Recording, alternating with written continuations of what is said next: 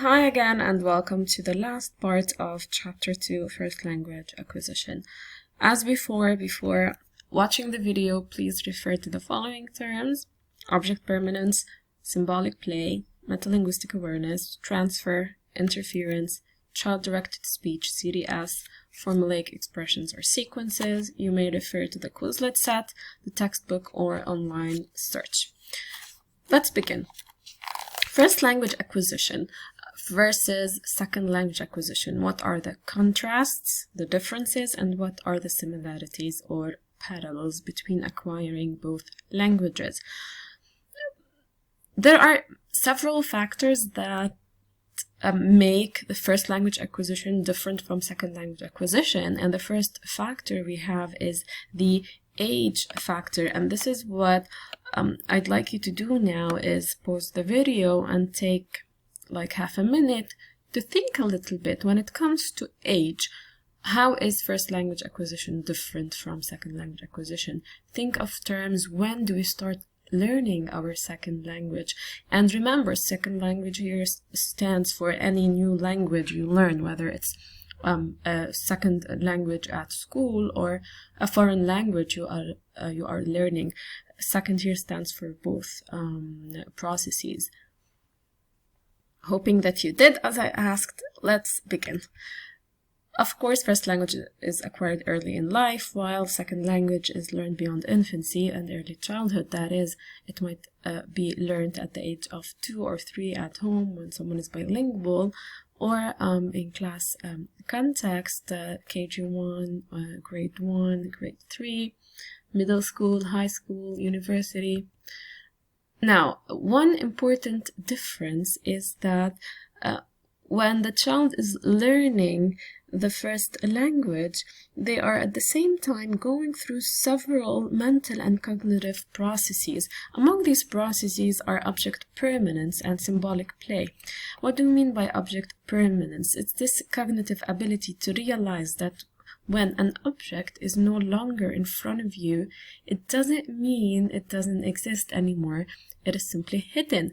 That is, if the mom is not in the room, this doesn't mean that the mom evaporated. The mom is in another room, and this is where the child would call the mother to come. Or for example, the baby, the toddler was playing and their bowl fell under the table or under the couch and they cannot see it anymore. They ask their caregiver to give them the bowl, or they go try to take the bowl. They follow the object that they cannot see anymore. This is object permanence. Another cognitive ability is symbolic play, which means when the child uses an object as if it is another object which he usually uses, usually toys, or other things that attracts the child. Example, like the child using a Lego piece as if it is a car or it is a phone, and so on. Piaget talked about these stages of development in the child, and along with these stages, what happens is that the language of the child is simultaneously growing along with these cognitive abilities. The language ability is growing. However, when it comes to second language acquisition, the child or the person, let's call them a learner here, the learner might be 3 years old, or 5, or 10, 15, 20, 30, 40, or 50.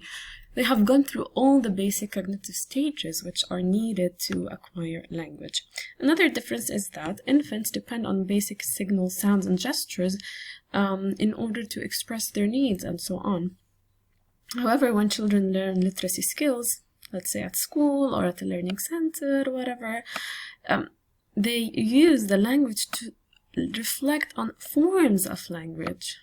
That is vocabulary, grammar, writing, reading, listening, etc. They're using language to reflect on language itself and not to communicate basic needs. Finally, we have, again, infants do not use language to reflect and plan and and organize things. However, with a second language, the learner has the ability to reflect on language itself and to use language as a tool for learning and thinking. For example, they may use grammatical rules or logical reasoning to acquire the L2. They are able to analyze the grammatical rules and anything related to form. This is what we call metalinguistic awareness. It is when language is used beyond just to communicate. It is language itself is used to analyze language. Now, let's move to another factor, which is the affective and effective factors. What we mean here is anything related to the emotional and psychological aspect of learning this first language and the second language. Again, if you may pause the video and think a little bit about the differences between acquiring this and that. So, hopefully you thought about it and you realized that L1 is actually used to satisfy basic needs for food, care, security, etc. And L1 is used to express emotions and feelings and the first events of what happens with a child. However, when it comes to second language, why do we learn the second language? Take us here, Arabs, in Lebanon as an example. We learn the second language is usually French or English at school, and we might even learn a third language at some point. Why do we learn the second language? When does it happen, and what's the purpose behind it, as in where do we use it and why? Older learners actually learn it for other purposes, not to satisfy their basic needs and desires and to express their emotions, unless, let's look at this exceptional case, if they are in a foreign country, then they need it for their basic needs.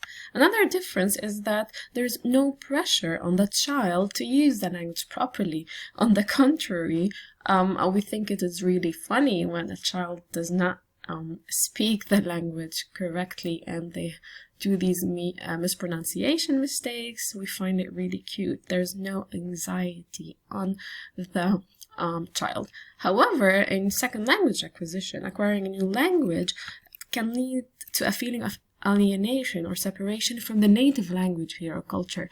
We're talking about learning a second language that affects your L1 your L1 value and the environment of L1. That is, let's take an example how, let's say here, a student here in Lebanon who's learning English, and at some point they're speaking in English with their friends or family members, and then you have others in the dominant environment, that is the Arabic environment, bullying or making fun of them because they are speaking in English. And one of the students in class gave this example.